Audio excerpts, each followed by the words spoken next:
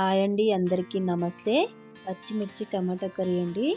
చాలా బాగుంది, ట్రై చేయండి. ముందుగా 2 స్పూన్స్ ఆయిల్ వేసేసి ఆవాలు జీలకర్ర వేసుకోవాలి. అవి కొంచెం వేగిన తర్వాత కట్ చేసి పెట్టుకున్న పచ్చిమిర్చిలు, ఉల్లిగడ్డ ముక్కలు, కరివేపాకు వేసుకొని ఇలా కలుపుకోవాలి. ఇవి కొంచెం వేగిన తర్వాత కొంచెం పసుపు, అల్లం వెల్లుల్లి పేస్ట్ వేసి కలుపుకోవాలి. ఇలా ఫ్రై చేసుకోవాలండి.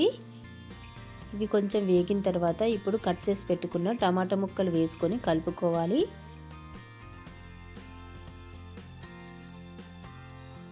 ఇలా చక్కగా కలుపుకున్న తర్వాత మూత పెట్టి ఉడికించుకుందాం. ఇప్పుడు మూత తీసి చూద్దాం.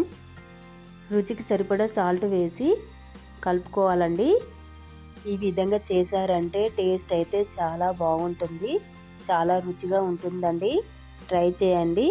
ఇప్పుడు టమాటా కర్రీ దగ్గర పడే వరకు మూత పెట్టి ఉడికించుకుందాం. ఇప్పుడు కొత్తిమీర వేసుకుందాం. ఇలా కొత్తిమీర వేసి ఇలా కలుపుకోవాలి. చాలా కమ్మగా ఉంటుందండి, ట్రై చేయండి. ఎలాంటి డౌట్ లేకుండా ఈ కర్రీ చేసి చూడండి.